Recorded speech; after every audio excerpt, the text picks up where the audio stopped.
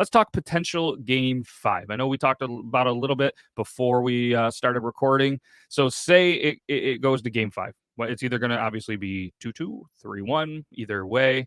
And typically it cycles back, especially when you're doing a 4-man rotation. That would potentially put Verlander back in a game 5 with Aaron Nola. So we kind of talked about, like, do you think they turn to Verlander no matter what? Do you think it's situational? Because, I mean, in my opinion, if it comes down, Verlander's supposed to be the guy. He started game 1, all right? And now it's cycling back. You don't put him in. How much is he going to be good? Where's the confidence? Potentially for game 6, because he's going to have to go either 5 or 6. Right. If the series goes that long. I agree with that. And so in 9 ALDS games, all right, he's 8-1 with a 3.08 ERA, 79 innings, 90 strikeouts. Okay, 30 walks. 8 ALCS games, 7-4 with a 3.01 ERA, a little bit better.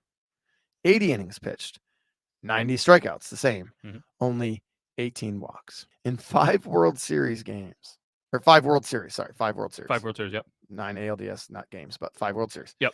0-6 with a 6.07 ERA, 8 games, 43 innings pitched, 44 strikeouts, 16 walks. 16 walks and 43 innings pitched, as opposed to his 18 walks and 80.2 innings pitched in an ALCS. He is just clearly a little different, a little rattled, maybe. I mean, like, he shouldn't be. He's Verlander. So with all that being said, that's 14 games in the ALDS, 13 starts, 12 games in the ALCS, all 12 starts, 8 games in the World Series. Maybe he doesn't pitch game 5. See, I think you got to go with him game 5. He's been good, everything. And I mean, you have to imagine, I mean, the World Series obviously is a little bit tougher. Somebody's going to take a loss in a World Series, you know, with usually the pitching matchup. And which he didn't take the technical loss, but let's be honest, he gave up most of the runs and allowed the comeback and everything like that. But I mean, in the World Series, you are playing the best of the best. Playing the best of the best, the hottest team. The best AL team, the best NL team, and he's playing a really good hot team. And I think, you know, it depends. I think no matter what you go Verlander, I can't picture a world where it's going to be game 5, must win in Philly. I can't see Philly winning the next 2. I just can't see them being up 3-1, deciding game Verlander. I think if it's that situation, then potentially you say, hey, we need this one. Verlander, you're going game 6 back in Houston. You're a little more comfortable.